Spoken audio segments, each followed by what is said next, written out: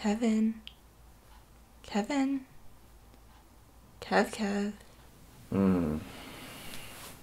Hey. Do you know what time it is, Mr. Kevin? Movie time? Close. It's time to get up. 5 more minutes. But you're wasting all the beautiful sunshine. Bats are nocturnal. Bats may be. But even for independent filmmakers, 12 o'clock is pushing it. Did you stay up late editing a review again?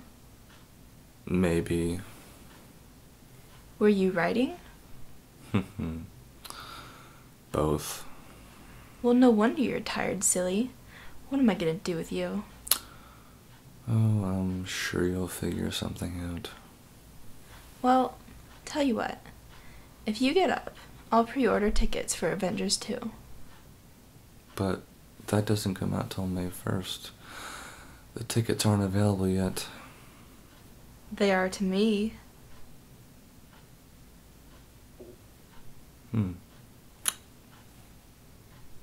IMAX 3D?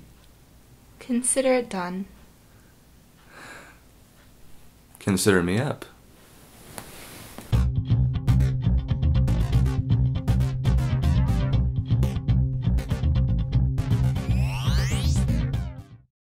Her. This is one of my favorite movies. The story follows Theodore, a writer who's going through a divorce and finds solace in an OS named Samantha.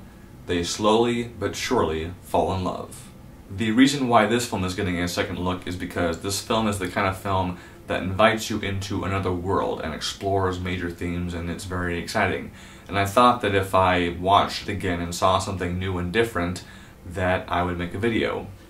Well, here we are. On the surface, this film is about a man looking for a connection. He has a job as a letter writer, a more personal version of Hallmark, if you will. And he says things in these letters I feel like he wants to say to someone that he loves, but he doesn't have that. He probably wishes he could tell Samantha these things, but it won't be the same, and Theodore knows this. No matter how hard he wants her to be, Samantha will never ever be a real person. She is just a voice in a machine. We have this idea of wanting technology to be more than it is when it's already at its current peak, but it's still progressing, you know? This film is a brilliant study about how we allow technology to control our lives. And there's a beautiful shot in this film that really illustrates this perfectly. Theodore is sitting outside and there's a screen behind him. On the screen, an owl is coming closer and closer. Its claws making a grab for something. It looks like it will grab Theodore. This to me says Theo is in the grasp of his OS and he doesn't even know it. Spike Jonze compares this kind of relationship with one involving two humans in the form of Amy and Charles. We only see them together a couple of times.